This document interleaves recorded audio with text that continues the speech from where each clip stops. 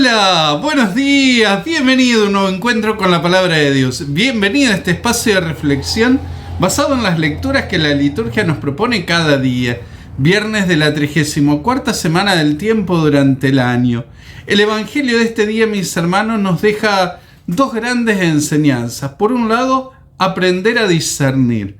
Así dice Jesús: como ustedes saben que el verano llega cuando empiezan a suceder determinadas cosas, tenemos que aprender a descubrir en la vida esa venida del Señor. Tenemos que aprender a descubrir en las cosas que van pasando, en las cosas que nos van pasando en nuestra propia historia, esa presencia de Dios. A veces resulta difícil, a veces nos cuesta, a veces no sabemos terminar de discernir, a veces pensamos que es culpa de nosotros, y nos olvidamos de esa presencia de Dios. Nos olvidamos de que Dios está, de que Dios actúa, de que Dios ha ido transformando nuestro tiempo en un tiempo de salvación, nuestra historia en una historia de salvación. A veces hablamos de la historia de la salvación haciendo memoria de toda esa historia de Israel, la presencia de Jesús, pero nos olvidamos de que también hay una historia de salvación personal. Una historia de salvación comunitaria, nuestras parroquias, nuestros grupos. También hay una historia de salvación. Hay una historia donde Dios se ha metido. No es una historia en la que Dios lo mira de lejos, sino una historia donde Dios se ha metido, donde se ha comprometido. Y tenemos que aprender a discernir. Por eso lo primero que nos deja el Evangelio de este día es esta palabra: discernimiento. Aprender a darnos cuenta, así como nos damos cuenta de las cosas naturales, aprender a darnos cuenta de esa presencia de Dios.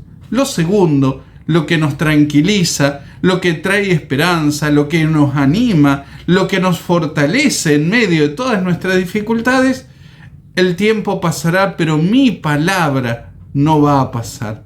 El mundo va a pasar, el mundo se va a terminar. Nuestra historia va a seguir recorriendo, pero, y ese pero es grandote, lo importante es que la palabra de Jesús no pasa.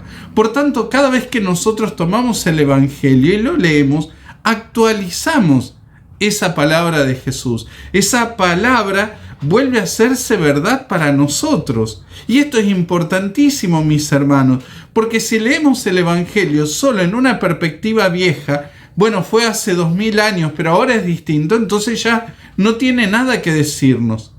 Pero la palabra de Jesús no pasa.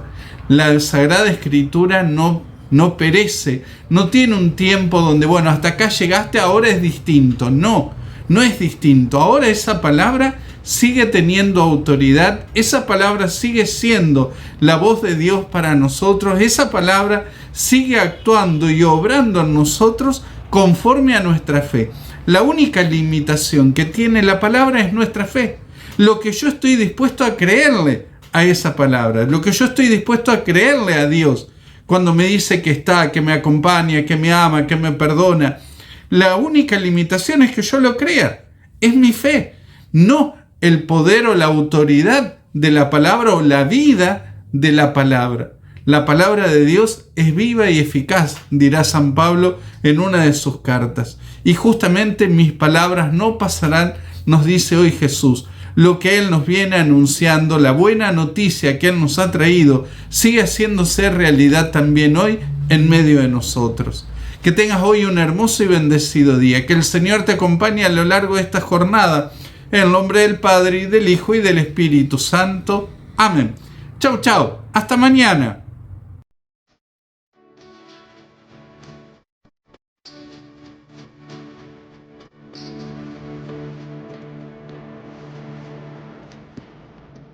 La palabra de Dios es viva y eficaz, más penetrante que espada de luz. Penetra hasta la raíz del alma y del espíritu, sondeando los huesos, los tuétanos, para probar los deseos y los pensamientos más íntimos. Esta criatura es transparente ante él. Todo queda desnudo y al descubierto a los ojos de aquel a que debemos dar cuentas.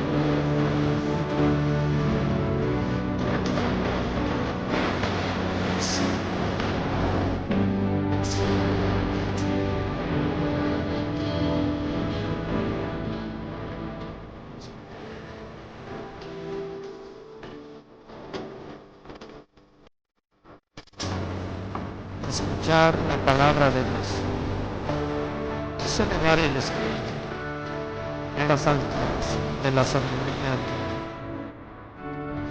Esta sabiduría nos capacita a enfocarnos una actividad y ayudar a los demás. Maestro, escuela.